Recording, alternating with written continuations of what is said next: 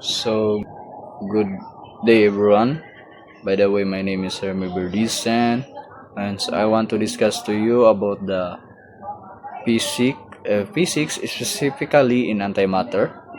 So, so now, what is antimatter? Antimatter is consists of particles which are counterparts to ordinary matter, particles with the same mass but opposite charge and other quantum properties.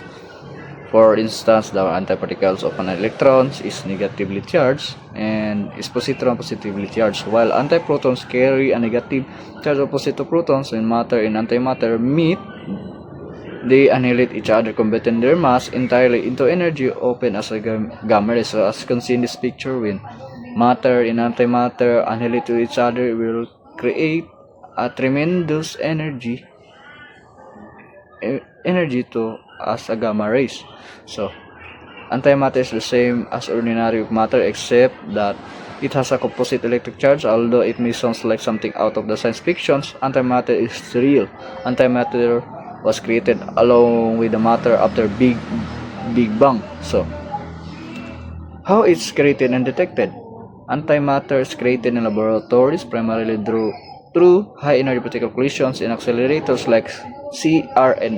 Antiproton decelerator where protons are smashed into targets to produce antiprotons, which are then cooled and combined with positons from radioactive source to form anti-atoms as anti-radiation. So antimatter is created primarily through a high particles collision and accelerator where energy converts into a particle in antiparticle pairs. So pairs such as electron and positons or protons and antiprotons. So antimatter happens and high energy. Scientists produce antimatter inside particle accelerators. These machines push particles to high speed force of collisions. The collisions release enough energy to form particle and antiparticles. So antiparticle pairs. So positrons also appear naturally during radioactive decay in cosmic rays from space. The amount created in laboratory stays extremely small. A single gram of antimatter will require enormous energy and cost.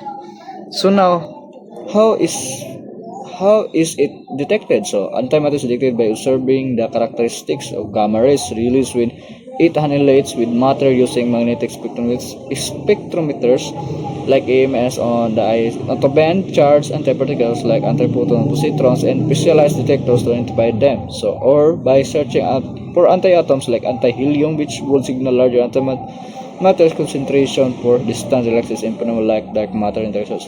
Using this Fermi Gamma Rays Gray Space Telescope is how to detect the antimatter. So antimatter is rare in the observable universe, primarily detected in high energy. So environments like cosmic rays and certain laboratory experiments, its potential applications include mga advanced propulsion systems or space exploration, medical imaging. So the presence of resulting antimatter is detectable by the two gamma rays produced every time positrons when matter and antimatter annihilate with nearby matter. So the frequency and wavelength of the gamma rays indicate that each carries 511 electrovolts of energy. So due to the rarity of antimatter, it is difficult for a scientist to study, but many properties have been observed and others theorized. So if we generalize, antimatter is just like matter, but the opposite in some ways. So there are what are the potential uses of antimatter? Antimatter, medical imaging PET, mga positrons, antimatter electrons are used in positron emission tomography as or tawag of PET scans, or you can see in this picture in the middle. So to create detailed image of the body, helping detect the disease like cancer. So PET scans are technology process of utilizing in detecting positrons to create a medical scans in image. So ang kaning concept sa potential uses of antimatter is kanang antiprotons can be directed to tumors, annihilating with the matter to reveal concentrated energy potential, destroying cancer cells more precisely than protons. So Antiprotons are used in cancer treatment. Antiprotons are used in similar to protons or ion therapy where the particles target tumors. So, and that's all. Thank you for listening.